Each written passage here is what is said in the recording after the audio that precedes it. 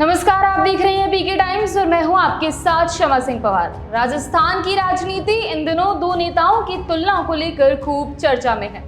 नागौर सांसद और राष्ट्रीय लोकतांत्रिक पार्टी के संस्थापक हनुमान बेनीवाल तथा शिव से निर्दलीय विधायक रविंद्र सिंह भाटी, दोनों की राजनीतिक यात्रा अलग अलग समय और परिस्थितियों में शुरू हुई, लेकिन आज दोनों ही अपने अपने अंदाज और मुद्दों के चलते सुर्खियों में हैं।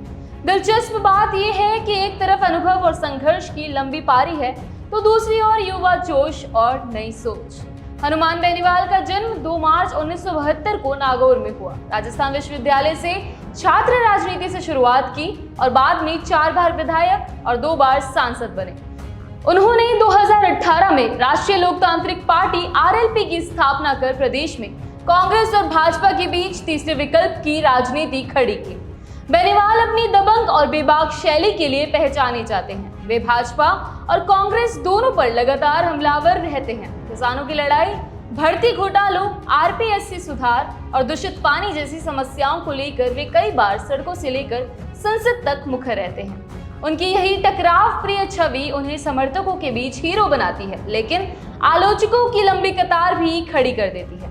दूसरी ओर रविंद्र सिंह भाटी का जन्म 3 दिसंबर 1997 को बाड़मेर में हुआ। उन्होंने जेएनयू छात्र संघ अध्यक्ष के रूप में पहचान बनाई और 2023 में शिव से निर्दलीय विधायक बने। महज 26 साल की उम्र में विधायक बनकर वे राजस्थान विधानसभा के सबसे युवा चेहरों में शामिल हुए। भाटी की खासियत यह है कि उन्होंने छात्र राजनीति की आक्रामक छवि से आगे बढ़कर खुद को संयमित और परिपक्व नेता के रूप में ढालना शुरू किया है।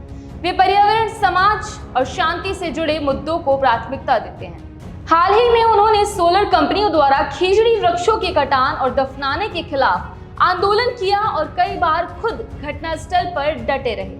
उनके अंदाज में संयम, मुस्कान और संवाद झलकता है। दोनों नेताओं में कई समानताएं भी हैं। दोनों ने छात्र राजनीति से शुरुआत की, दोनों के पास कानून की डिग्री है और दोनों अपने अपने समाज में लोकप्रिय हैं।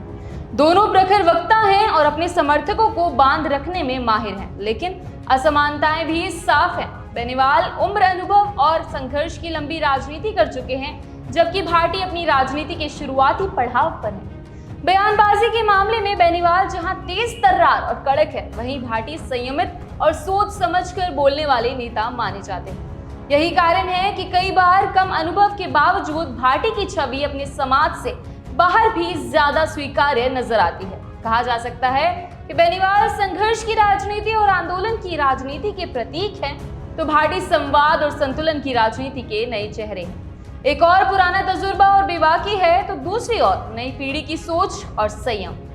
यही वजह है कि राजस्थान की राजनीति में इन दोनों नेताओं की तुलना लगातार होती रहती है और दोनों अपने अपने अंदाज से राज्य की राजनीति को रोचक बनाए हुए हैं। ऐसे ही खबरों के लगातार अपडेट्स के लिए बने रहिए पीके टाइम्स के साथ। नमस्कार। मरुधरा से खुद को जोड़ने के लिए सब्सक्राइब करें और बने रहें पीके टाइम्स के साथ।